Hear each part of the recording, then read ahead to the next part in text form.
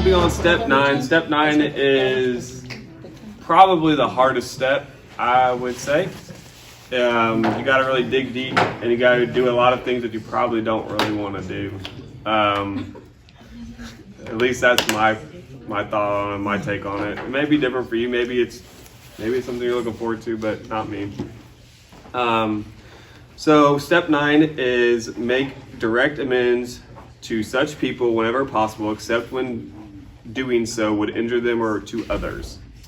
I'm gonna just start reading. It says, this is step 9, it takes courage. It means facing some people that we never wanted to deal with again, except that we are involved in a recovery program. So we kind of have to do this if we want to do step 9. This step is necessary for us to get better and to get on with our lives. This step is a big action step in putting our past behind us so we can go on to the present and future lives. If you don't bury the stuff that you did with, or what you did when you were in your addiction or your recovery, it's kind of hard to get over it. So you kind of just have to dig deep and like, who did you hurt? Was there things that you said to people that you probably shouldn't have said? Were there things that you did to people that you probably shouldn't have done? Were there actions that you're not proud of and you just need to make amends with that person and basically say, I'm sorry for what I did or how I hurt you when I was in my addiction? Whether that's you let your anger get away from you, you stole from somebody. There's some stuff that you might have done sexually with somebody that you shouldn't have done. Not saying that you should go and make amends to them directly, but we'll talk about how to deal with those type of situations that have happened in your past when you were deep in your addiction. Because I'm sure there's a lot of regret with what we used to do when we were. Mine was drinking, so I have a lot of regret when I was drinking. But whatever your it is, if you were deep in it, I'm gonna kind of walk you through steps of how to deal with that type of stuff. So, again, this step will take some time to complete. You will not be able to do this step without thought and prayer. This step takes wisdom, thoughtfulness, and timing. With our best and enthusiastic intentions, we can actually harm others even more if we do not approach this process in a reasonable manner. Remember, we do not want to end up making amends with the mistakes we made while making amends. So that's kind of a weird way of saying it, but we don't want to dive into making amends with someone and then hurt them deeper and then have to go back and say, I'm sorry for trying to say I'm sorry. Kind of would suck. It kind of defeats the purpose. So when you're making amends, like it's really good to have a sponsor and kind of methodically think this out of how you're going to say this. Make sure not to react if they say, well, it's about time you did this. It's about time you made amends with me. I've been waiting for this. Like, you just got to let them have those feelings, because what you're doing is cleaning your side of the street. You're not cleaning theirs. However they react, and that's on them. But you got to clean your side of the street and make sure that that is good, that you can bury the hatchet on that. And now if they've done something or react a certain way to you, that's on them to make right, not you. So kind of talking about some certain amends that you kind of can go through. An example of one, if the certain amends that we can go forward and correct on an immediate basis as the Lord provides the opportunity. One example of those is our financial debts or debits. As money becomes available to meet our financial obligations, we can pay those debts without much worry that it will hurt someone's feelings. So let's say you've been living with your mom and dad and you decided that you wanted to go get a fix, but you didn't have no money. So you went to their purse and you grabbed their cash that they had and went out and spent it. Maybe you did it one time, maybe you did 100 times. Kind of think about what you did when you're in addiction, if it's a money thing like that, and try to repay that person back. So going a little bit further into that, there's an example that says, however, if it was financial debt that involves some illegal activity or a party that may do harm to us or others, we want to consider approaching these issues in a safe way. if it was some kind of shady business deal that might have implicated another,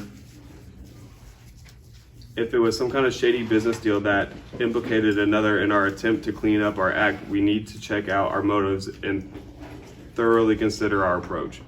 So let's say like you stole from a drug dealer, like a big one, like you were in drugs and you went and you took money from them.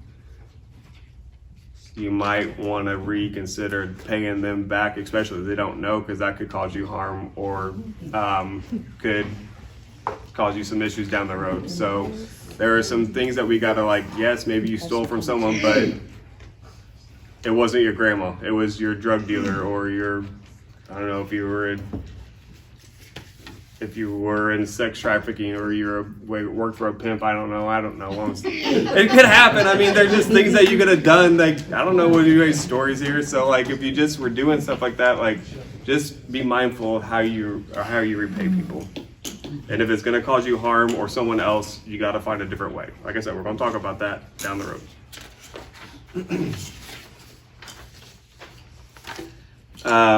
Maybe our amends involve a destructive relationship from our past. We need to consider them at this point and their welfare. A letter might do the job better than a personal visit in this case. No communication with an individual at all might be the right thing, especially if you would cause them harm with a current spouse, lover, or friend. Okay, so this is kind of talking about like, let's say you cheated on somebody that you were married to. That relationship is null and void and they have moved on. And they didn't know that you cheated on them. It just was a bad relationship that went bad and that never came out.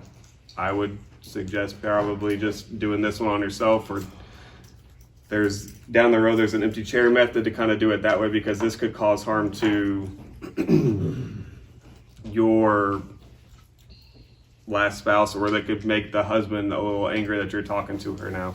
So we kind of got to keep that in perspective as well. That's why it's so tricky to do amends. And this is not, like, my way is not the exact way. I mean, there are ways to do this. I'm just kind of giving you some guidelines because every way is going to be different. And you got to know your own situation and if it's going to harm someone or not.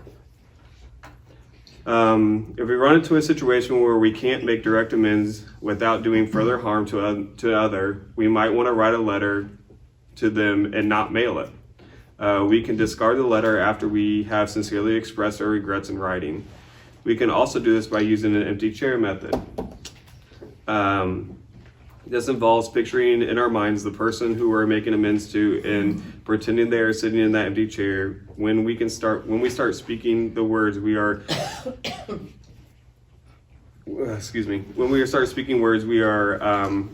bringing closure to that matter.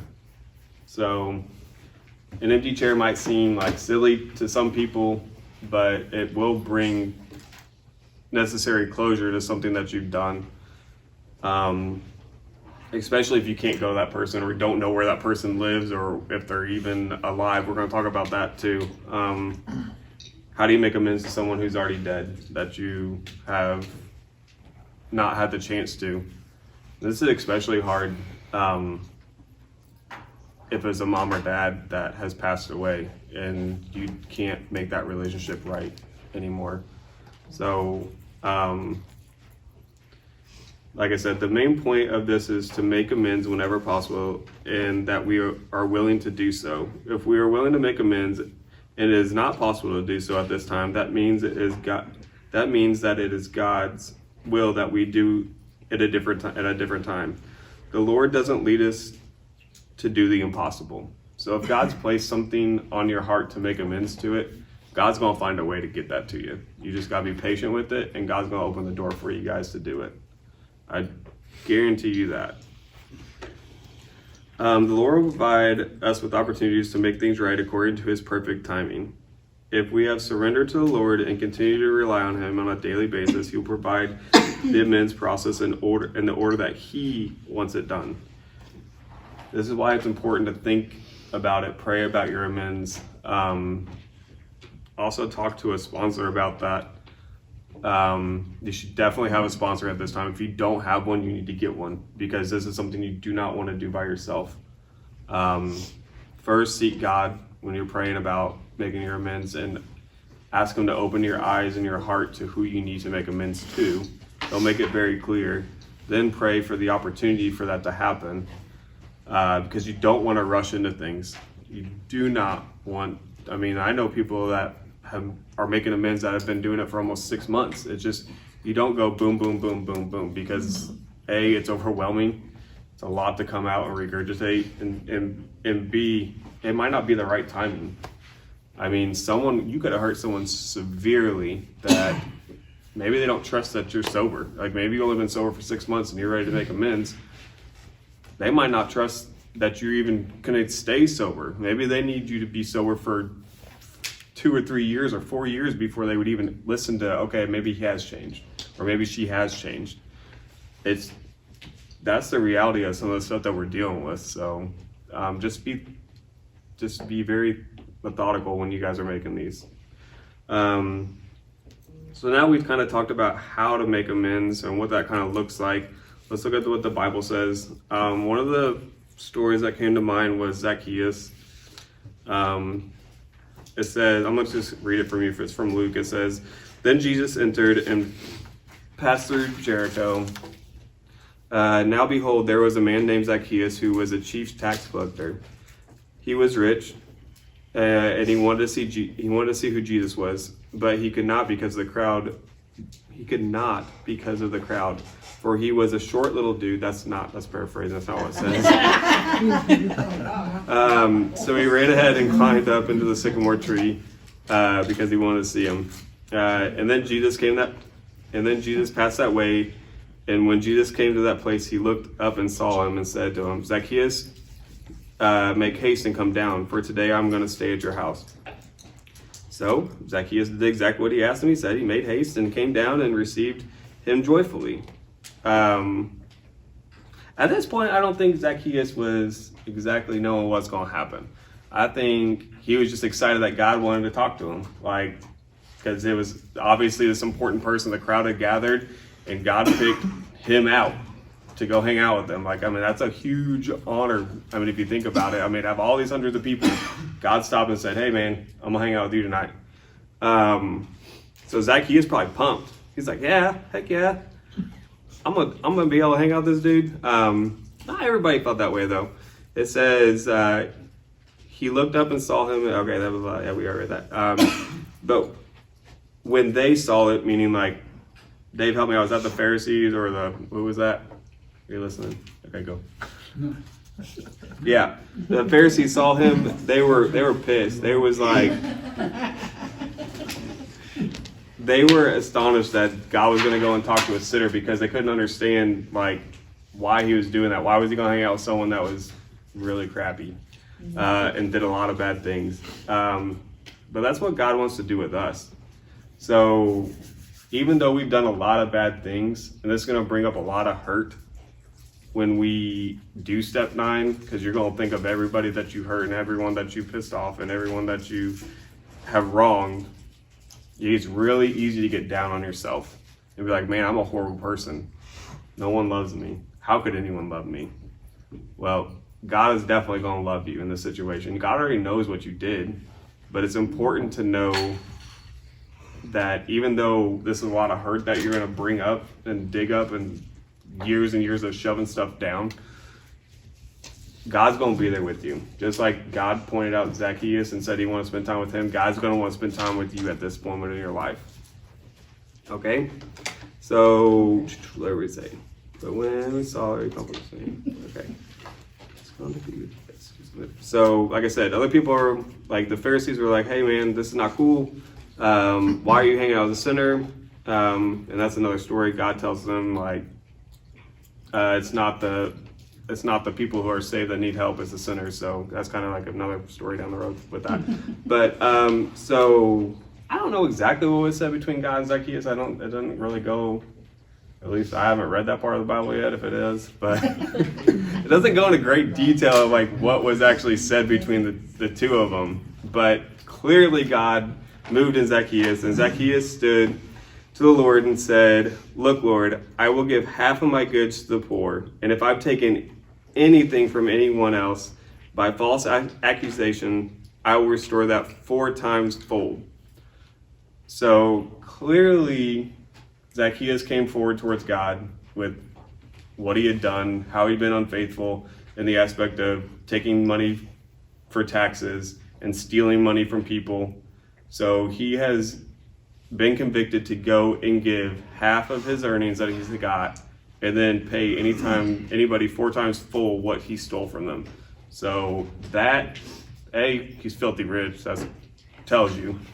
And B, he probably stole a lot of people's money because he's filthy rich. So that's just some stuff that we're going to kind of talk about that.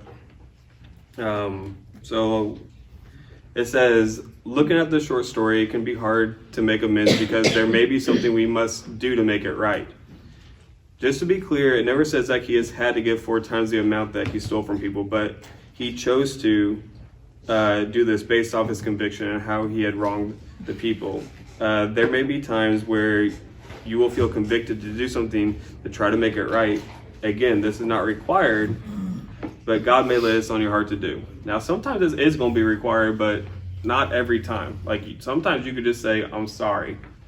Like, let's say you lied to somebody, right? It's kind of hard to pay them back anything for that, but you can say you're sorry.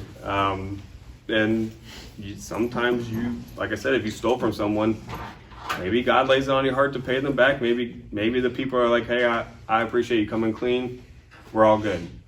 And that's how it ends. I don't know. That's the scary part about making amends, because we don't know what the other person is going to say. We can rehearse every single second of the day before we're leading up to making amends to this person, but we definitely cannot control how the other person is going to react. And that's where we got to rely on God to have faith. God put this conviction on our heart.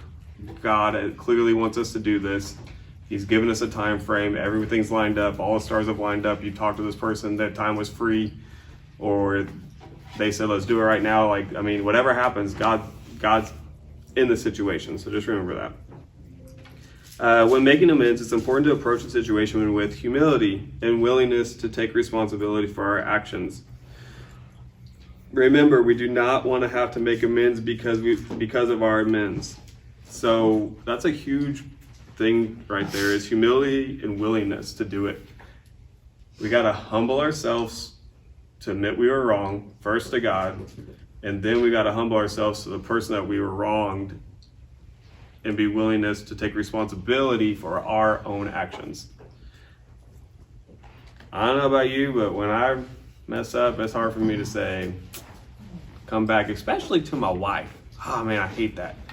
She's always right most of the time. You didn't hear that from me. And she's not here, so she can't defend it. But when I mess up, it's hard for me to be like, hey Jess, I gotta tell you something.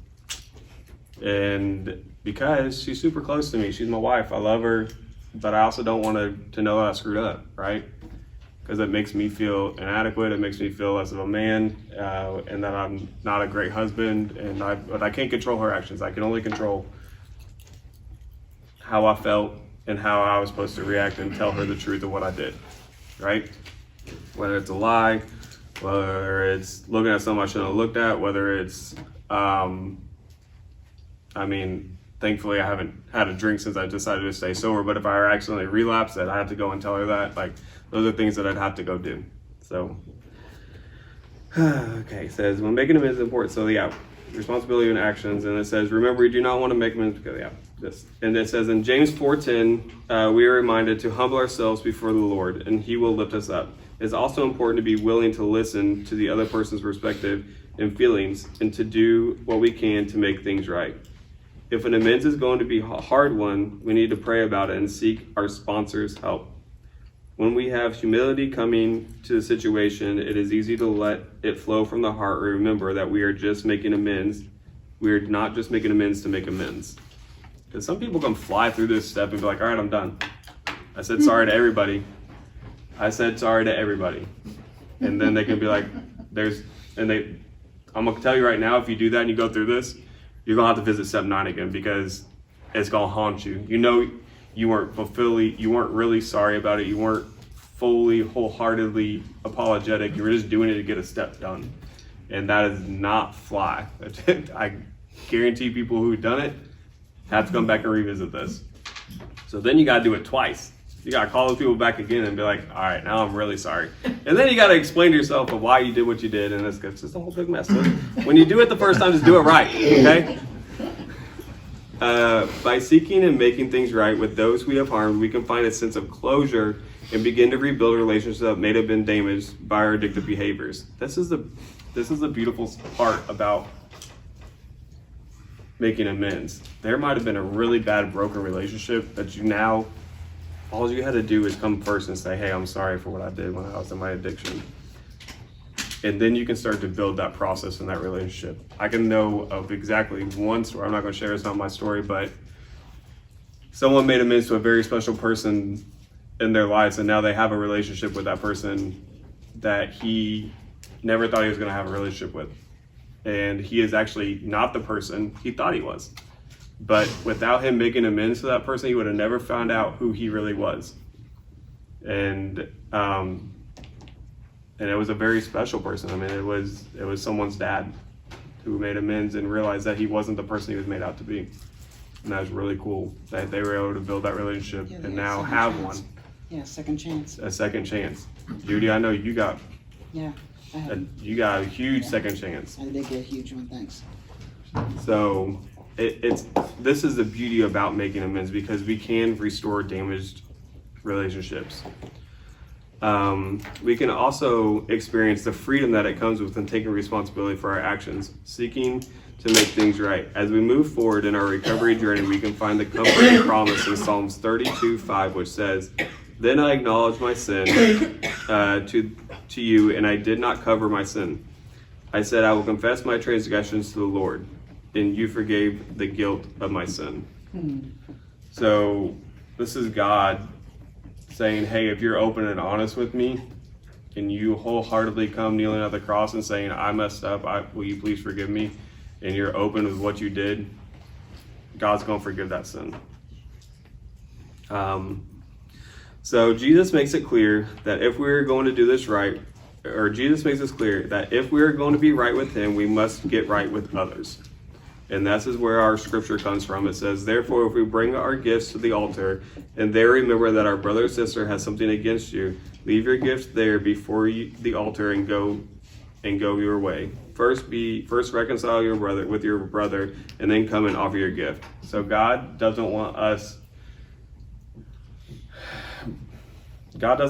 like praising him and bringing glory to his name if we still got stuff we got to deal with. I mean, yes, he likes that. Yes, it's okay to do that, but know that you also got to make things right with other people too. It says if we come to offer God a gift, we need to leave it there at the altar and go back and reconcile before we make things right with God. So get your stuff right with who you wronged and then come back to God.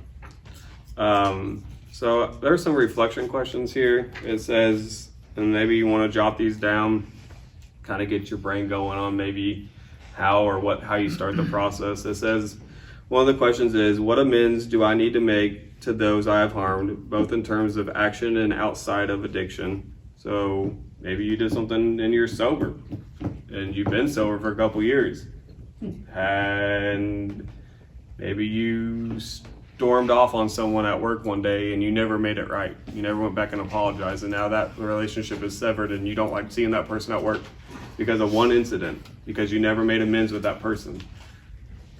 I know I've been there before, and I had to come and humble myself before them and say, listen, I know about 4 weeks ago, I screamed at you. And I was not a happy person at that day. And she looked at me and said, what the heck are you talking about? But it made me feel better, and I had to, and that's what we're supposed to do. Like, even though people might not remember it, if it's bothering you, you gotta get it off your chest. So it says, another question is, are you willing to take responsibility for your actions and how it impacted others? How can I make it right with those I have harmed, even if I may be uncomfortable and difficult? So like I said, take responsibility for your actions. That kind of sucks. Like, I don't know, what if you murdered someone? and you got to come clean. There is a huge action with that one, right? You got to come clean. You got to admit that. You got to go to jail. You got to spend XYZ in jail. That's a huge one. I mean, I don't know. That'd be really hard to do. But it tells us that we've got to take responsibility for our actions that we've done. It says, how can I trust in God's guidance and strength as I work to repair my relationships and live in the way that is alignment to His will? How do you trust Him? How do you get the guidance from God? By spending time with Him, by reading His Word, praying to Him. If you don't have a relationship with God at this point, this step is going to be pretty much impossible. Because you're not going to be able to do it without Him. Like, He's going to tell you who to make amends to, when to make amends to. He's going to put what amends you need to say you're sorry to. And there might be stuff that never even pops up in your head that you could have done years ago and never remembered. God's going to pop in your head what you need to say you're sorry for. So just trust in Him in that aspect of it.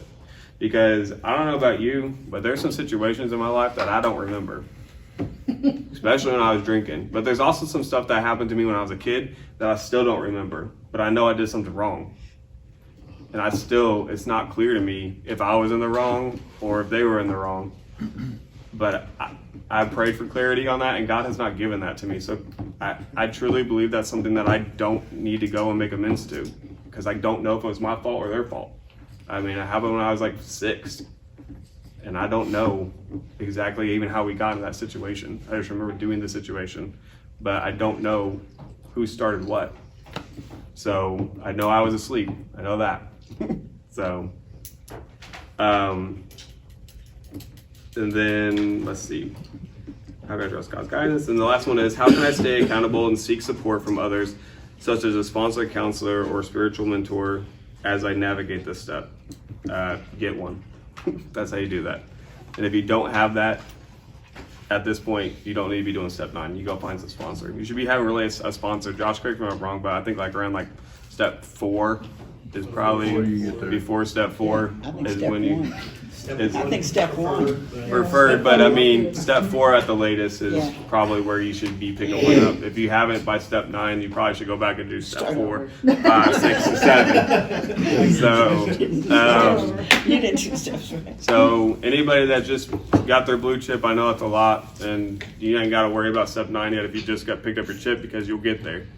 You need to worry about step 1 and surrendering everything to God and making that right and giving your will to God. And if you haven't done that, or you haven't given your life to God, anybody that's a leader in this group, raise your hand, because that's the most important thing, is to do that. So if anybody here has not given their life to God, find one of those guys that got a hand raised. We'd be happy to talk to you guys about that. And if God's pulling on your heart to get baptized, we can definitely make that happen tonight too. We got towels. Yes, we do. So that's all I got for step 9. Sorry it's short, but to the point. Thank you.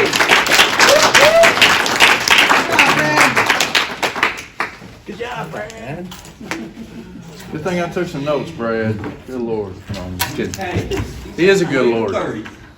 Hey, so real quick, I'm going to hit some of the highlights there that I wrote down. So I always do that. Anytime somebody's teaching, I always take a few notes just for highlights. But he says, clean your own street, right? Clean your side of the street. I think is how you worded that or something.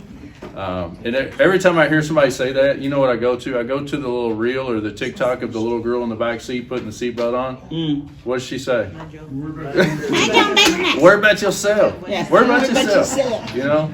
But I swear that is so true. Like, when you're doing step 9, you cannot worry about what the other person's going to think or what their reaction's going to be. Are they going to accept it? Or are they not going to accept it? Because you'll talk yourself right out of it if you do that. So when you're doing step 9, worry about yourself. Do it right. Keep it simple. Don't rush it. Right? And like Brad said, if you're doubting it, maybe it ain't the right time. You know, pray about it. Talk to God about it. He'll let you know when the right time. You know, the opportunities will come about. Sometimes, like me personally, mine was a marital issue with the people that I needed to make amends with. both of our sides of the families have divorced now and have remarried, and I cannot go to that side now and try to make that amends without causing pain in their situation, in their marriage. So that to me is out of the question. So I took time, I prayed about it, I wrote it all out in a big letter, and I wrote it to myself, and I shredded it. I tore it up, and I made peace with God, and I told God, if you need me to do more than that, you let me know. And that's how I ended that part of it. So that was my part of step 9 with that. Everybody's story is different. We've all got different stories. Okay, we've all done different stupid, right? I mean, really. There's lots of stupid. Sin is sin. You know, it doesn't matter. Like Brad talked about murder. You know, people that have killed people. Yeah, that's severe, right? But sin is sin. It doesn't matter in God's eyes. Sin is sin. Yeah, there's no sliding scale. Yes. It's Right. So be honest about it. Restored relationships are great, but I got to put a disclaimer in there. Don't get your hopes up on that. You know, I mean, if it works out that way, that's wonderful, and that's what we pray for. But don't go into it knowing or thinking that may be the outcome. Of course, you always hope that would be the outcome, but that's not always the case. And like we talked about, approaching step 4 for our group here, we don't issue sponsors right away. We issue accountability partners and our group meet chats for kind of mentorships until you are approaching that step 4, because you'll be a couple of weeks in at least by that, maybe even a couple of months by the time you get to step 4. So you'll have plenty of people around you at that point that you can kind of fill out and see who do you want to be your sponsor and who is willing to do that. So we have people that are willing to be sponsors. If you think you need that, you let us know if you're to that point. So let's take a quick break. We'll take 5 minutes here.